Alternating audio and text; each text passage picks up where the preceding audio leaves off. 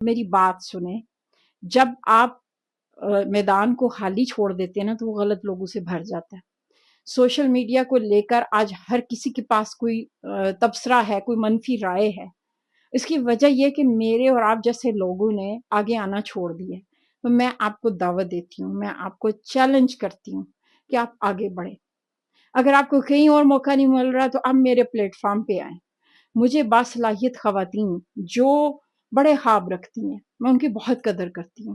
آپ کی کہانی یقیناً اس قابل ہے کہ وہ دنیا کے سامنے آئے۔ اللہ نے آپ کو کچھ ایسے راستوں سے گزارا ہے، حضرت یوسف علیہ السلام کی طرح اپنوں کے ہاتھوں آپ نے جو تکلیفیں اٹھائی ہیں، اس کی وجہ یہی تھی کہ آپ کے اندر ایک ایسی روح، ایسی شخصیت پروان چڑھے جو دوسروں کے لیے پھر ہیلنگ کا ذریعہ ہو۔ آپ کے پاس ایسی کہانی ہے جس پہ ایک فلم بننی چاہیے۔ تو پلیز میں دل سے آپ سے درخواست کاری ہوں، اور میں امید کرتی ہوں کہ آپ دل سے ہی، دل کی زبان سے، دل کے کانوں سے میری باتوں کو سنیں گے اور دہرائیں گے کہ پلیز آپ آگے آئیں۔ جب حق میدان میں اترتا ہے نا تو تب ہی باطل پسپا ہوتا ہے۔ آج ایسے غلط لوگوں سے میدان بھرا پڑا ہے جو سوشل میڈیا پہ آ کر غلط پیغامات بھی نشر کر رہے ہیں۔